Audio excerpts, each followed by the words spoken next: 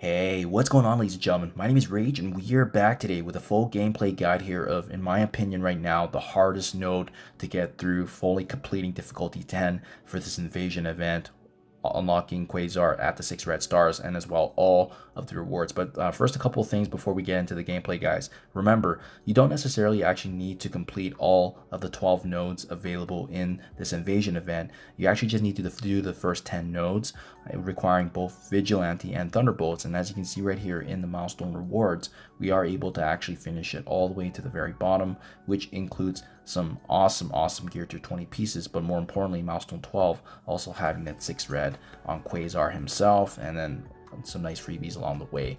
But before we get started, guys, let me also showcase for you which packs have led me all the way here, and then we'll dive into the gameplay.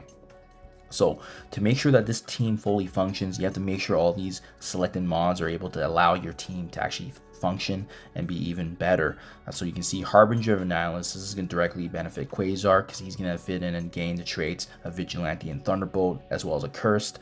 We have Evasive Maneuvers, allowing the allied bio characters, in this case Thunderbolts, to gain evasion whenever a character dies. Home Field Advantage, this mainly benefits Vigilante, so it's not going to be applicable for this node anyways, but Bio Armor, all allied bio characters also gaining Safeguard, and more importantly as well, Storm Warning, making sure that Thunderbolts run smoothly with their raid abilities being active during this run. And then lastly, World at War, also granting Quasar his full war potency, so that way he can thrive with his own abilities, in addition to that synergy here with respectively the Thunderbolts team. So having said that, guys, now before I dive in, I also want to point out, you're going to be seeing that when we show you the gameplay here, typically Songbird is actually going to start off the match with a slow debuff on her. You have to keep resetting this node until Songbird does not have the debuff. Reason being is the enemy is actually casting a slow on us, so we have to play the RNG just right so that when we do start the match off, Songbird does not have the slow debuff, which gives us the edge in battle to actually use her abilities before the enemy. Now that you understand this disclaimer, let's go in now into the good run through here of the proper RNG. Okay, and gotta love the beautiful Fantastic Four images that they brought back. So you can see, guys, in this match, how Songbird starts off with a slow. I just wanted to show this visualization here, and you know that you can back out immediately and then head back into the game. That's how quick it is, and you just have to essentially wait for that moment to kick in where Songbird does not have the debuff. Boom, that's how you know that this is gonna be a good round. So Void Knight is going to activate his ability at the very beginning, and you want to start things off by using Songbird's massive ultimate down the middle, because not only is she going to be rewinding turn meter, but casting the great amount of debuffs in that middle section of the enemies.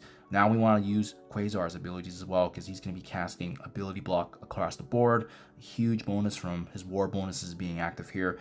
And really, the focus of this match is going to be emphasis on Liberty characters, right? When you have Taskmaster, make sure he's using the ultimate on key characters that do offensive output, like the Void Knight. Obviously, that was ideal there to prevent some damage right there. And then we also have, as well, Victoria Hand just providing the support. Now, I didn't use her abilities because her abilities are amazing at crowd control, and when you see that there's already a stack of enemies being in this position, we can save her abilities. Hyperion activating his ultimate and running through the enemies, and this team absolutely snowballs when enemies fall because of the fact that we're gaining ability energy as well. So that's really what you want to be emphasizing. Try to focus on the damage dealers, but at the same time also any enemy that has lower HP, because that's going to be giving us more benefits as well.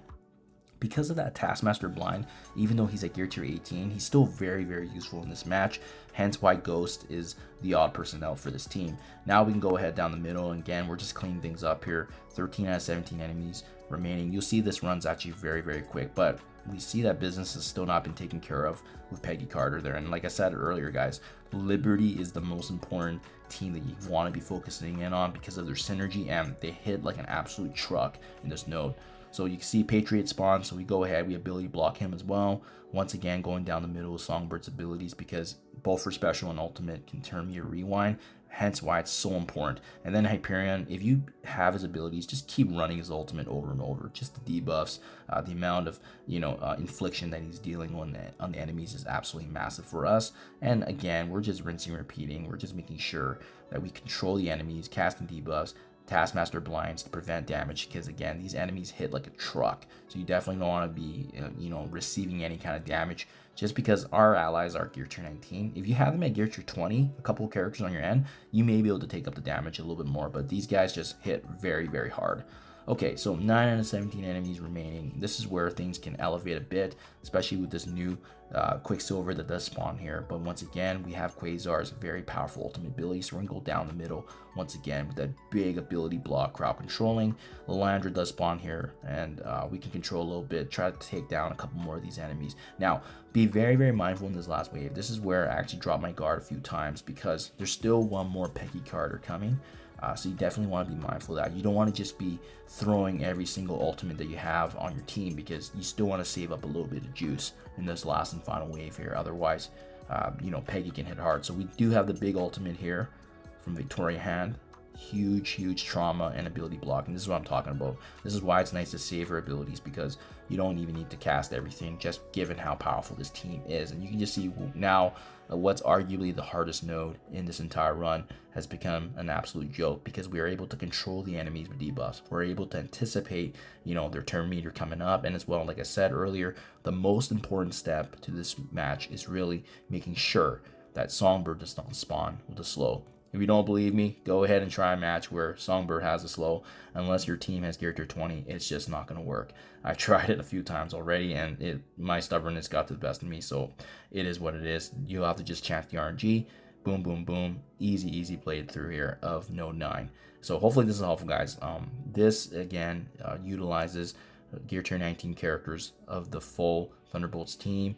And obviously, in place of Ghost, we have Quasar being the 5th and best member of the team here. So hope this helps, guys. Let me know in comments below if it worked for yourself, and hopefully you're able to also maximize all the rewards available. Thank you for your time as always, and I'll catch you guys in the next one.